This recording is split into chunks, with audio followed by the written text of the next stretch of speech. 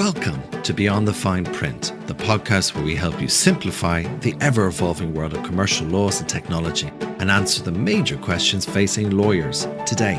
I'm your host, Rory O'Keefe, and in each episode, we'll be breaking through the jargon so you can stay ahead, keep it cool, and take control back. Now let's get started. Welcome back to Beyond the Fine Print. Today, we're thrilled to have Jon Bartman with us, founder of the Law Tech Consultancy and a true expert in cutting through the noise of legal tech. In this episode, Jon will share how to spot the legal tech that truly works, avoid common pitfalls, and make smarter choices for your team. And whether you're curious about AI, building a legal function, or just trying to survive that next procurement cycle, there's something here for everyone. So let me tell you a bit about Jon. He isn't just a legal tech expert. He's also the Tony Soprano of legal tech. He's got the layered storytelling, the depth and ability to make you question all your life choices. So he's a fan of the Ricky Gervais The Office. That's the UK version. I have to agree with him. The UK version is better than the US version. So please don't write in to complain. Just accept it as truth. Welcome, Jon. Welcome to Beyond the Fine Print. Hi, Rory. Thank you so much. Look, The Sopranos, I mean, what a place to start. I mean, it is still unmatched in my view. But I hope that I'm more Tony Soprano than David Brent. But unsure if that's the truth. Well, we'll just let the listeners decide at the end of this. Anyway, let's get into this. So what I was reading, like this year especially, in-house teams are facing something like a compliance crunch. So they've got these new AML reforms, the data and AI regulations, ESG mandates. They've got all these things piling on. And that's just the tip of the iceberg. So they're also dealing with tight budgets. They're trying to recruit and keep good talent, figuring out how to adopt the AI responsibly. Please, everybody listening, if you don't have an AI policy, please get one and put it into place. And then navigating also their increasingly complex regulations, and on top of that, watching outside counsel costs climb higher and higher, despite the introduction of AI. But I'll leave that point there on its own. So, Jon, most GCs are juggling all of that with a team that's basically, some cases, 3 people and a SharePoint and a Google Docs platform. Let's dig into it, though. But what's the most overlooked challenge lean in-house teams face, and maybe how can they avoid becoming the glorified firefighter with a law degree? You strike on probably sort of the most important point, which is that lawyers, and that's whether they're in private practice or, as we're talking about today, more in-house teams, have to wear multiple hats. And it's really interesting because there aren't many other professions that make you wear multiple hats like a GC has to. They might have someone in IT that will help them, but ultimately they have to find their own tech. Ultimately, they'll have a finance person, but ultimately they control the budgets.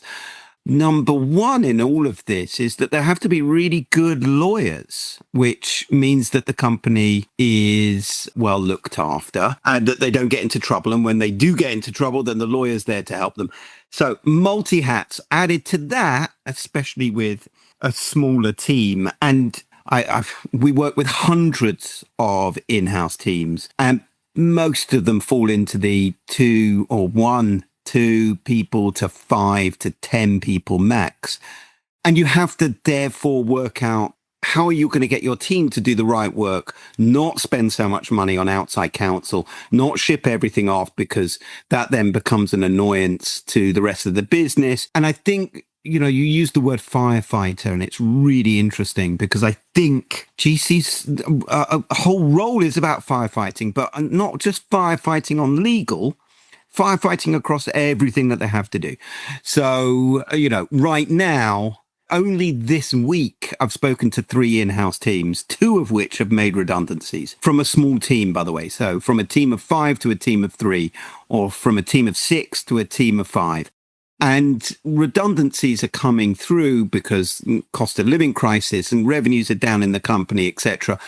Now, the real skill, as far as I'm concerned, is how can I replace that person and make my department work smoother, quicker, more efficiently by utilizing tech? So is tech going to be the next thing? Now, clearly, I'm not talking about replacing lawyers with tech. Lawyers will never be replaced by tech, but what they will be able to do is do things quicker, smarter, faster, utilizing tech than if they don't utilize tech. So the biggest problem right now is a real push on numbers within a legal team. And with that, there has to become a realization that how can I get the best from what I'm left with? And I'm going to argue the tech is the missing link between those two. So I know you said that AI is, and the technology itself is not going to replace lawyers, but I agree that it can't, because it can't do the analysis and the reason why they have practicing certificates, or if you're in-house, you don't have to have one, but you might have one. But anyway, you've all been at some point trained to analyze, and you're still professionally responsible as lawyers. The tools aren't. They haven't gone through law school. They haven't gone through the pain of color coordinating your revision notes and having amazing exam timetables, which I was brilliant at, not necessarily brilliant following it, by the way, but brilliant at creating these amazing timetables. But then I have seen that, like you've said, that there's a few people that have, they've been going through a period of redundancies. And I have heard that the period of redundancies arrived after the introduction of certain pieces of technology. Now, this is in some ways, there's comparisons to what we had maybe 10, 15 years ago when outsourcing was the buzzword of the time. And we moved things offshore or nearshore, whatever we were describing it as, to some other country to do these checklist approach to managing your contracting or managing the workflows. Now we've introduced tools that either do the self-automation for the sales team, so they don't have to bother the legal team on NDAs, for example, or statements of work. And then we deal with the more juicier things come back to the team. But as that capacity has been created, that bandwidth that is created, that has created the ability to reduce numbers. Because of that. I do think, and I'm not going to put you saying that, but I do think that that has been the case. And I do want to remind everybody that there are episodes that will follow this where we're going to explain how that actually is not a bad thing if you're caught in that situation. But that's later. So as they say in the radio, stay tuned. But anyway, because this firefighting thing, the idea was that it was, somebody had said it to me before, and I said, it's like, they were asking legal teams to fireproof the house and keep everything standing, but somebody's there handing you lit matches and just saying, just be strategic, legal, just be strategic. And you go, okay. But let's go into the tech itself. There's an idea of the demo trap in my head. So there was a recent survey I read, which was 26% of in-house legal teams say law firms' tech doesn't meet their needs. And I'd say the same thing for in-house, if we could switch it over to in-house teams instead of private practice. And 1 in 5 were fed up with the slow response times. And I'd argue and add to that, saying, well, also they're also fed up with post-sales customer support. So it can be quite lacking for certain providers. You've seen a full spectrum yourself. You've seen the slick Silicon Valley pitches to tools that look like they were built in Excel 2003. So what are the blind spots do in-house teams miss when they're evaluating the tech? And how can we avoid falling into what I'm coining the shiny object syndrome? There's a lot of shiny objects right now. Isn't there? And I think as we move into this next phase of generative AI, and we are in the next phase, by the way. So I don't quite know where we are on the mountain in terms of generative AI. We still might be at the very bottom, but I know that we're not right at the bottom. We've started moving upwards and we're starting to work it out. Look, I think that you bring in some really interesting points, even just before you even ask this question, which breaks it down into, what is tech meant to be doing? And you're talking about slow response rates, etc., which again is, I'll come on to in a minute. But, every tech solution that we've had over the last 30, 40 years is to improve, to do things quicker, to do things easier. We would send a letter. Now we send an email. Has that improved our general life of getting things quickly rather than sending a letter and 3 days later getting a response from the person you've sent a letter to? The answer is, yeah, of course it is. And there are countless numbers of these solutions that you can look at and say, has it improved the speed at which we can do things? Now, speed doesn't necessarily equal that it's good. However, when we're talking about an in-house team and having the ability to do things quicker, means it frees up more time to do more important work. And let me just go back to the idea that It just means that we can do more with less people-ish, but the people who are there are doing more important things than the menial tasks. And that's where I believe tech sort of comes in. There is an enormous, something like 6,500 legal tech solutions right now. I think someone once sort of came up with that phrase. It might even be more. I'm very lucky that I started a consultancy, which is backed by the legal tech fund in America called the Law Tech Consultancy.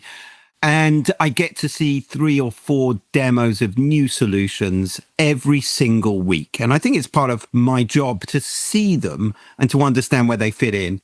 The problem with that is all of them need to sell their products. So all of them are emailing probably that small amount of people that we're talking about and saying, you've got to see my product. It's the greatest thing that's ever been. And of course, in their head, it is the greatest product they've ever seen. However, it may not be the greatest product for that particular team. And again, that's what we do at the Law Tech Consultancy, is kind of cut through some of that noise and say, here's something that I think is into having spoken to the person. And again, this used to be something that management consultancies or the big 4 used to do. They'd come in and they'd do some enormous project and they would analyze everything. And by the way, they pretty much come up with the same 4 or 5 pressure points that any in-house team is going to suffer from, and say, let's have a look at this one, and let's have a look at that one, and then let's have a look at that one. We do all of that free of charge, by the way, because I don't think that it's a massive pool. And if you find something that fits and works really well with you as a team, you're onto a winner. But when it comes down to fatigue, most of that is coming from over-aggressive salespeople who have a target. That all of these solutions have been built at the cost of thousands and hundreds of thousands. And what you tend to get is the really shiny new ones from Silicon Valley, etc., have got tons more money than the smaller one that's built, as you say, in Excel, but actually might be doing a really good job. That is the job that you need as your specific team. There are things that unify in-house teams. There's no doubt about it. So we'll come on to those later, I'm sure. Yeah. But there are things that unify it, and then there are things that are unique to the way that you work. Finding the tech that does that, that's the holy grail. So the way I was thinking, because we spoke of this before, and the way I took away from our last conversation was that this is just about you figuring out first what you want tech to do for you. Like, where are your pain points first? Don't get told what your pain points are. Find them out yourself, talk amongst your team, do an ideation session, take out those post-its if you have the time and the patience to do it. Just do it all, because I think legal tech, the point around the sales approach is very important, because I think it's sold like a Netflix subscription. It's just one click and your problems disappear. But I always question the back of my mind, but where's the accountability? Where's the tool that, when the tool doesn't integrate, it doesn't scale, and it doesn't deliver, then what? Because in a law firm practice, there's a lot of people that will feed into that particular decision. And then everybody will take the hits as they need to, and then they'll pivot if they can. When you're in-house and you're like 1 to even 10 team or 1 to 50 team, you're not making the decision just for yourself. You have to sell that to the CFO. You have to sell it maybe even to the CEO. You have to, it's part of your strategy, your roadmap, your transformation of your legal team. And then you're coming back to say, well, actually it didn't work. And we can't get the other guys to answer a call. And it's now we found all these hidden charges, which we were never expected, because they are now saying, well, we're using extra data or extra users beyond what we had before. And we thought it had all been agreed, but we didn't quite get what they meant. And all of a sudden you've got a problem. And then there's a shift in strategy for the company, and you can't pivot quickly enough because you're locked in for typically 12-month contract for these guys.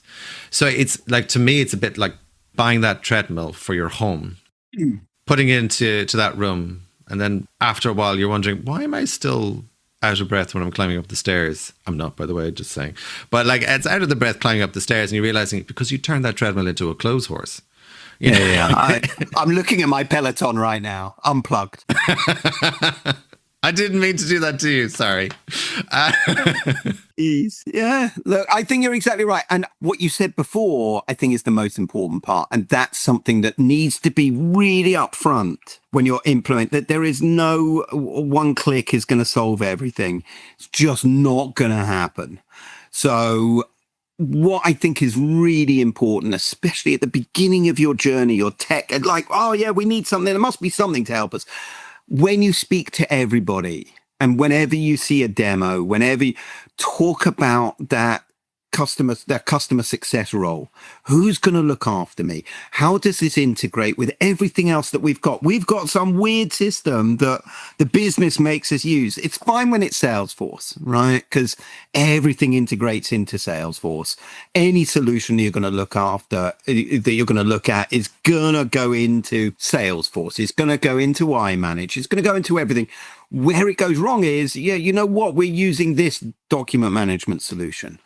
X, Y, and Z. We have to have an accounts package that is not SAP. It's actually run by something completely different. You need to understand that the tech has to be talking to all of those parts. Otherwise, it's going to fail.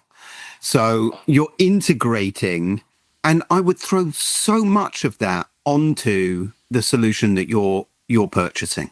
Okay, what are you going to do? How are you going to train my people? How are we going to make sure that people use it post the training? So is it weekly check-ins? Is it bi-weekly check-ins? Is it that we run a town hall and everybody can come on and have their say once a month? You'll set the ground rules that work for you, but I would throw so much of the, is it going to work, back onto the solution and say, make it work. Yeah. Okay. I really like what you've got, but make it work. Yes. Well, then let's take it a step back. So we were talking about people who have already got something in play, right? They got a tech stack. If I gave you a blank slate and said, right, you got a blank slate, you're the only lawyer, or maybe a group of you together, what's your starter pack? A starter pack, I'll always start in the same place, which is legal front door. How do people communicate with the legal team? And I don't just mean, is it, everyone sends an email to legal@insertcompanyname.com. That's really great that you're getting loads of emails coming through, but actually what happens to those emails? Are people using Slack? Are people using Teams? Are people just coming to your desk? Are people calling you up? Are people texting? Whatever it is, have a really good legal front door. And by a legal front door, it means, how does the legal team stay accountable to the rest of the company? So how can they get in touch with me in a way that they feel comfortable, that we feel comfortable? Work isn't getting left behind. They're not feeling, oh, legal never answer my call. Oh, legal never answer my email. Actually having something, and it's not a ticketing system. So don't get me wrong. This isn't like IT where they'll get something back saying you're number 55 in the queue and we'll come round to it when we can come round to it. It's far more advanced than that. So legal front doors, and there are a few of the newer products that are using generative AI to go straight from the environment that you're in. So if you're using Outlook, if you're using Slack, if you're using Teams, you should be able to ask questions straight away from there that the legal team, and that's not a Slack channel and it's not an legal at email address. It's going to a solution saying, right, straight from there, I want it straight in a solution. And the solution is then going to say, who's going to take that work? When's it going to be done? What does the person want? How quickly do they need it? All of that information is then in front of you and your small team. It also gives you an amazing visibility for the rest of the company. And legal has typically, not always, a lot of the time is seen as firefighting. We keep on mentioning firefighting because, legal's that safe pair of hands. But actually, to become part of the process, to have more engagement, people have to understand where work is fitting in, how it's doing. So the legal front door is where we start. Yeah. I agree with that. I think what I was also thinking was that you need the data. So the key thing that I found for anybody who's firefighting and they're trying to explain why something takes as long as it takes, and there's very good reasons, but rather than trying to piece together across kind of looking back over a case or litigation or even over a contract review and negotiation, if you have the real-time data which says across all of these requests, we found that sales team came in too late with their requests. They gave us 24 hours to turn it around. We did, which meant that we could only do this much in this amount of time. And that meant that actually extended out the negotiation by an extra week because we had to do 2 iterations of a contract.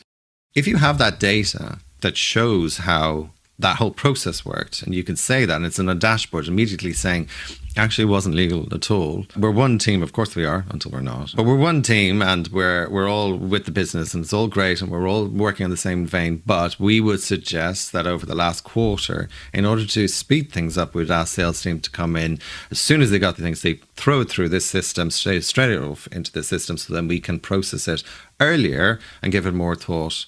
Rather than even when we're using AI tools, and I have a bit of a bugbear, people just thinking that AI tool will solve a multitude. But I also stress with people as well is let's not pretend plug and play is real. Most integrations, like, I don't know how you say it now, IKEA or IKEA? IKEA? Oh, I don't know. IKEA, isn't it? I still sit in an IKEA world anyway. But like, it's like IKEA furniture. They say it's simple, but then you still end up with 3 leftover screws and a crisis of identity. It's still that, and you still have to work through it. But it does lead me into the next point, which is around budgeting without burnout. But hold on, we haven't stopped on the ideal places, other places, because we've got 2 other places that I think you need to look at. Yes, please. At the beginning. So you got your legal front door, then you look at the work that you're doing. So lawyers typically are drafting or reviewing. So if they're mainly getting third-party paper that they have coming in, there are tools that are going to help them run against playbooks, etc., on third-party paper that they typically get. If they're sending contracts out or they're sending documentation out, it's a very different solution that you need to look at compared to basically I only take other people's paper or everyone takes my paper. So I would be looking at drafting tools that either fit the way that you work, so a third-party paper coming in, running it against playbooks, or I'm sending stuff out and I need to look at precedents from previous that I've drafted that then need to go out. So that side is super important, drafting and finding people in the environment where they are. So we've found where people are in the environment of where they want to get in touch with lawyers and the legal team. Now we're talking about the legal team and how do we make that supercharged? Well, we've got to work out what are we really doing as a team and understanding that work, and then how tech is going to fit into that. So again, it's not complicated. And as we said before, it's probably half an hour of just brainstorming of what do I do every day? What's the bit that really pisses me off? Pardon my French. What's the bit that actually I have to sub that out to other people that maybe we can keep in-house? All of those points suddenly become really important. The final bit of all of this is, where do I keep my paper? You know, there was a big move to contract lifecycle management tools about 10 years ago, and the rise of some really big companies within the ironclads and the I-30s. That's moved on quite a bit. And again, it's understanding how do we become that safe pair of hands?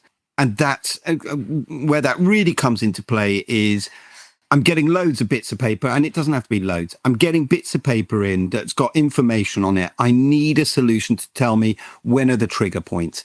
When does that renew? Is it auto-renewed? What are the warranties and liabilities against that? What happens if I need to do something? That's where CLM started. Now they've become much bigger. But actually being that real good repository that understands everything, all your paper that's going inside that, it's a filing cabinet. But it's a filing cabinet that actually is on steroids and can tell you things without you having to even look inside the filing cabinet. Super important. So, you know, starting those 3, then you move into governance, risk and compliance, which you've spoken about. And again, lots of that falls under legal within that. And that's super important within any legal team. And again, there are solutions to make that whole process easier. That's my kind of ideal tech stack and where to start. And there's bits that touch all around the outside that when you're having your hour-long conversation, you're going to find, oh yeah, this is something that really annoys us. We get a load of different languages coming in from different contracts. I need something to help me with translation of those things. All of things will pop out from that will be unique to you. It's not generic.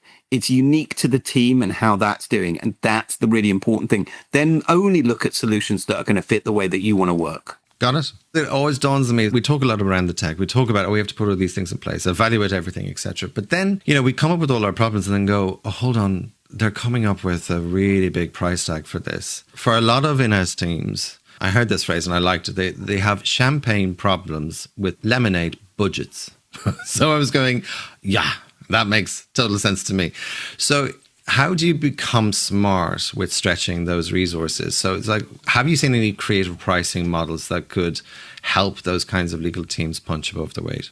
It's very much a buyer's market right now, legal tech in general. And I think the companies that are doing best are the ones that look at budgets and then creatively saying, right, you can pay monthly, you can pay quarterly, you can take one license, and then in 6 months' time, once that's done, you can take 3 other licenses. Anything that ingrains it into the way that, of course, budgets are really tough. And it comes back to building the business case. I say it over and over again, and I'm going to repeat sort of myself because I get kind of bored. Tech is not there to look good. It's there to do a job and have a function. And that function in an in-house team with private practice is easy. You know, install my tool, save 20 minutes. I bill £100 an hour. Therefore, I've saved £20. Every hour that I'm using the tool, I use the tool 20 hours. It's £400. They charge me 100. Therefore, I've got a residual there of £300 that I'm making. It's harder to justify that with an in-house team. However, you have to justify why you're spending the money. And that's a really important part. What's it going to do? If it's saving time, that means that hopefully we ship less work out to outside counsel and therefore save money that way for an in-house team. Or we don't have to recruit someone, or we don't have to have a paralegal come in and do some of this work. Yeah. All of that has a cost against it, which when married against the cost of the solution should have a return on investment. I spend 30 grand, but actually I'm saving 50 in real cost. Therefore, I've got £20,000 just by implementing that tool. But can I ask about that? Because that's the initial piece. That's the getting the CFO to release the purse strings so you can get that tool, that tech completely. But the question I usually, and I don't really always get the same answer for, so you got a vendor out there and say, we're priced for scale. And I'd say, well, define scale. And do they mean headcount, revenue?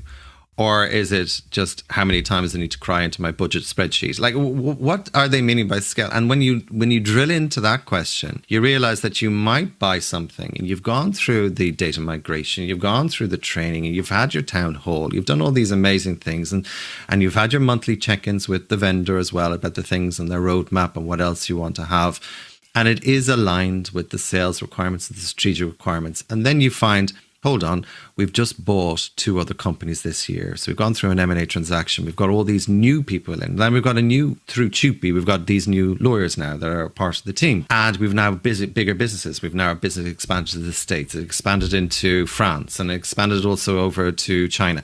So we've now got new issues that we need to develop and new requirements. So when you then turn to the vendor and say, okay, for me, I kind of wonder for those vendors, they go, oh, this is great. They see that, cartoonish dollar signs and they're going, right, so that means you need to pay for this. You need the premium or the gold or the platinum, or you need another fancy title for all these things that you said, well, I didn't think I needed this. And now this is getting more expensive than I expected. And you don't have the obvious, well, to increase this tech, then I'm saving on a paralegal, on a person, on a whatever. You can bring it out, but it's not going to land the same because they're saying this is a legacy system. You chose it. Therefore, it was your choice, legal, to come up with that. So is there something we can do at the point of initial conversations with them to try and stress test the scale, as I, inverted commas, scale the system?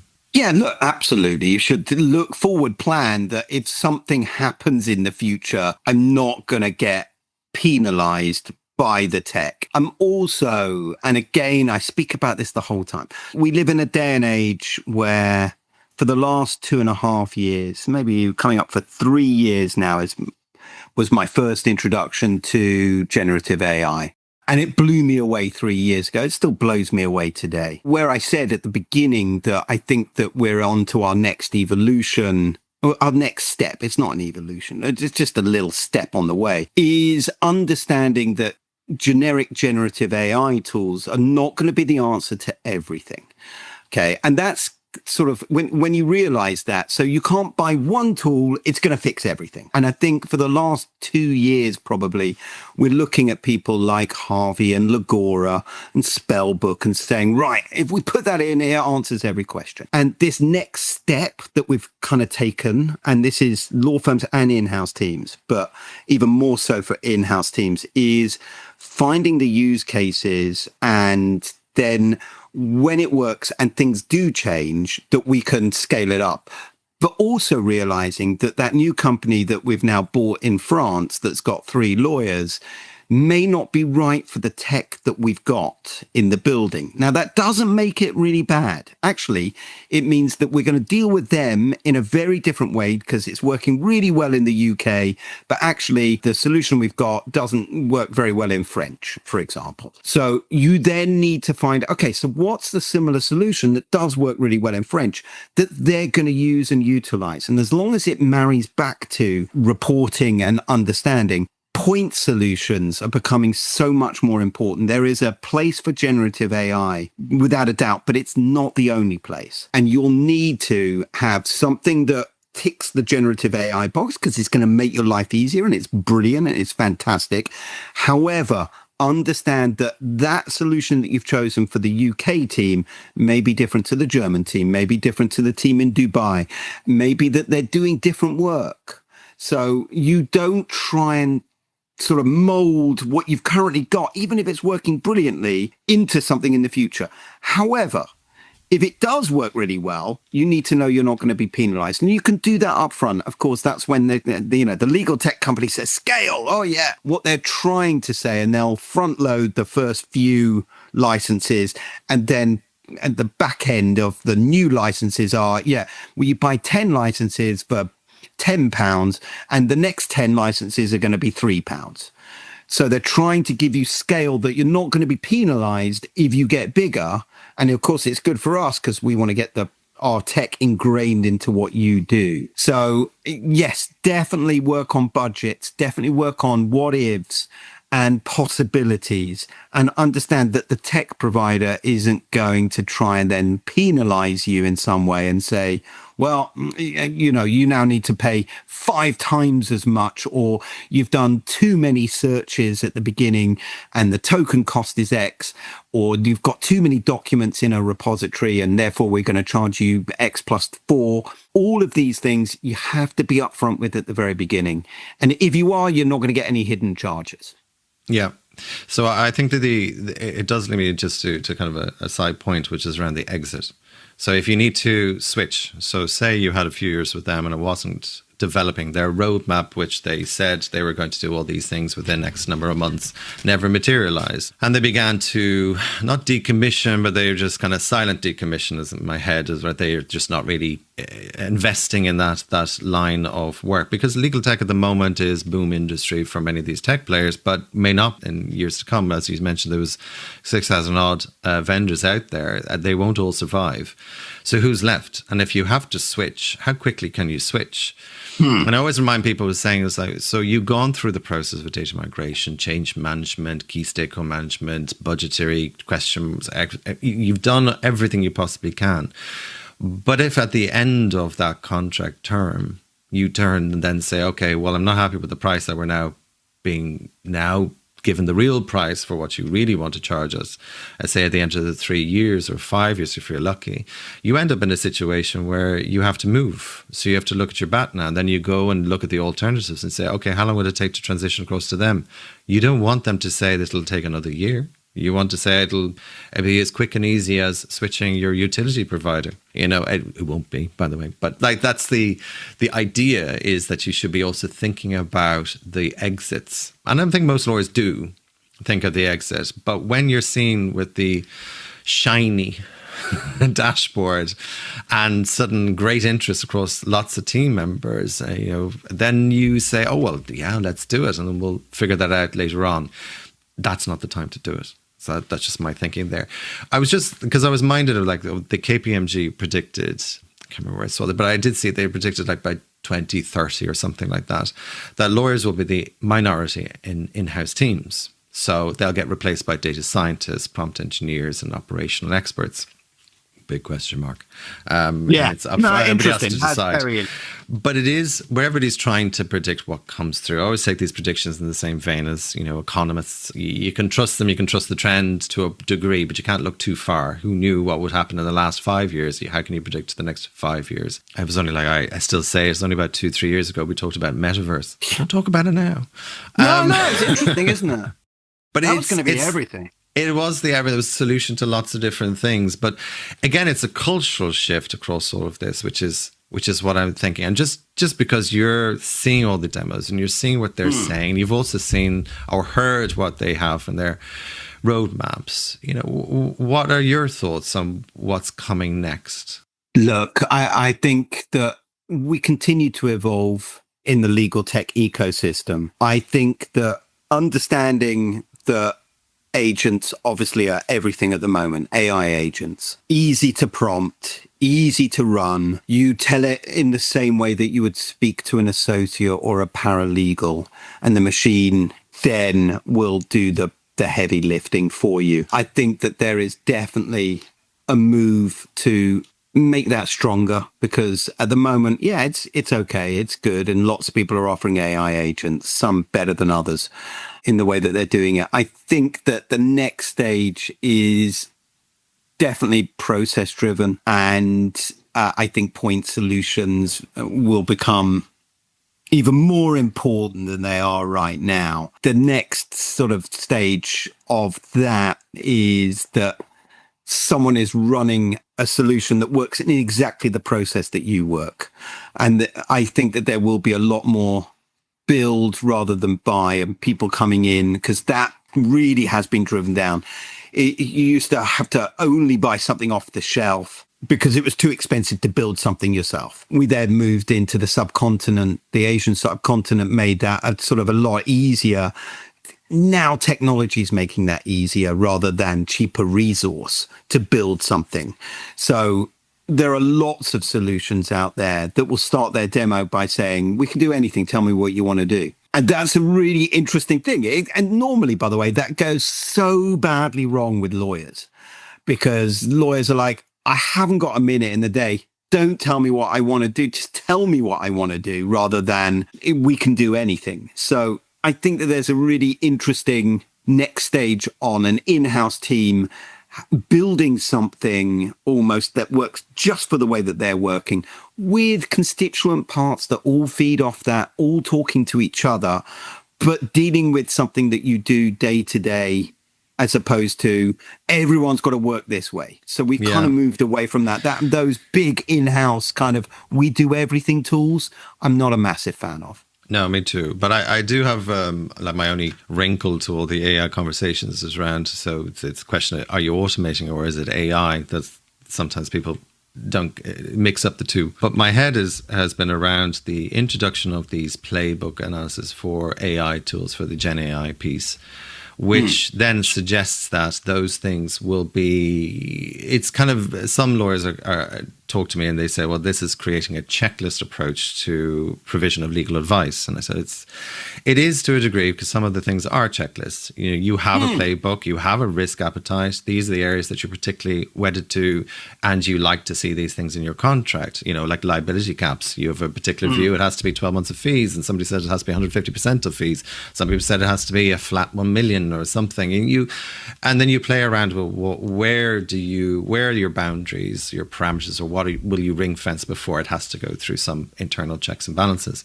So you do that as a matter of course. Where I say to people is that when you're bringing in new lawyers, junior lawyers, or any lawyer into your team, and you say, well, so this is our playbook, which is already in the tool, so it'll do it for you. It removes the need to analyze and to check what that was, because I've found for a handful of clients, I've said, well, why do you actually ask for that?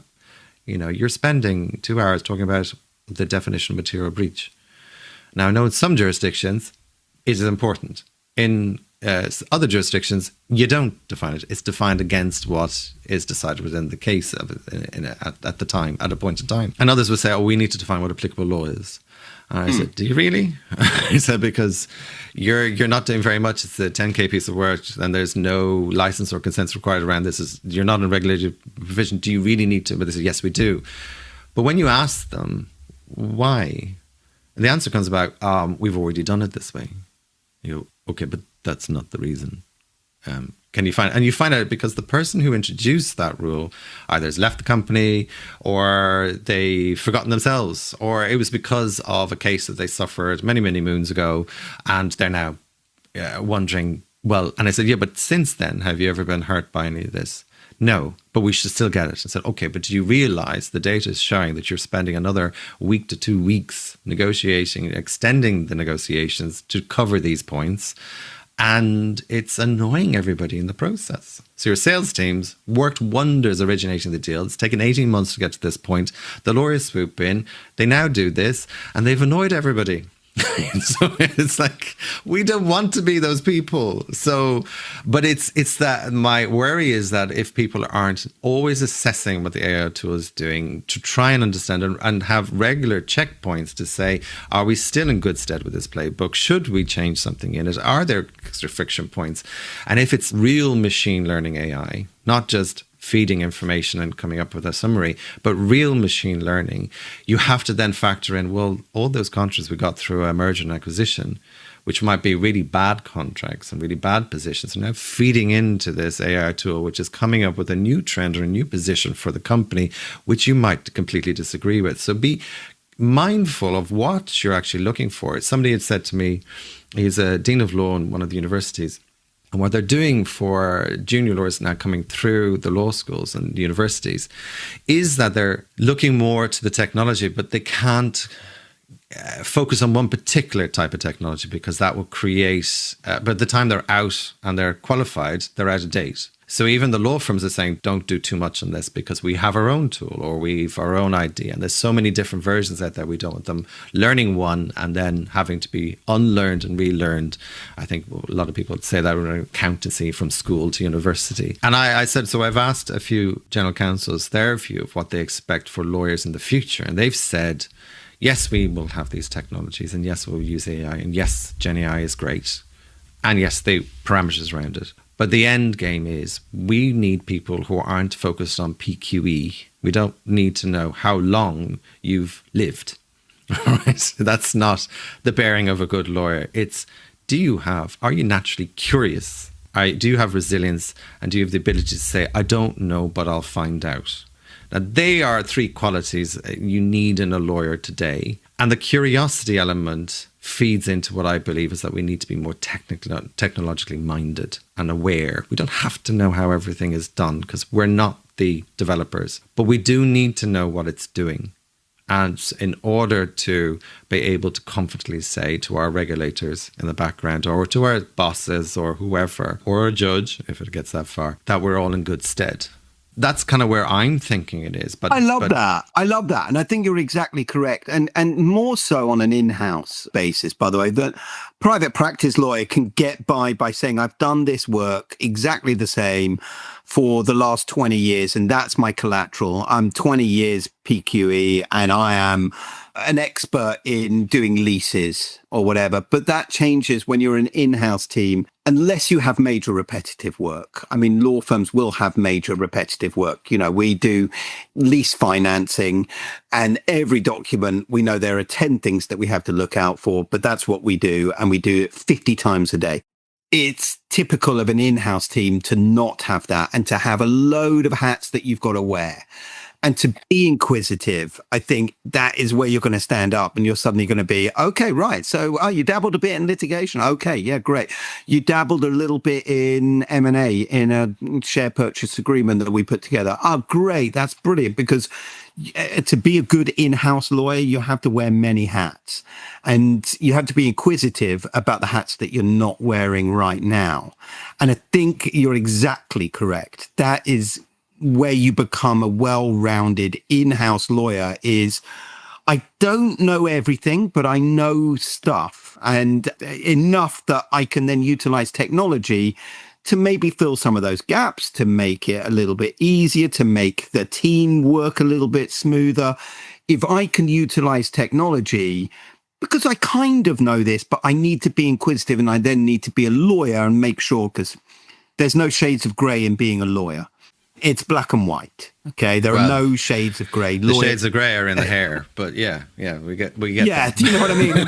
what I'm saying, you're either comfortable with it or you're not comfortable with it, and that's what being a lawyer is about: is making sure that we are in a position as individuals or as a company that we're not going to get screwed over by something. That's our job. Is we keep the company from not being sued and not falling over or not doing something that is illegal. And that takes many different hats and many different guises of where it's going to come from.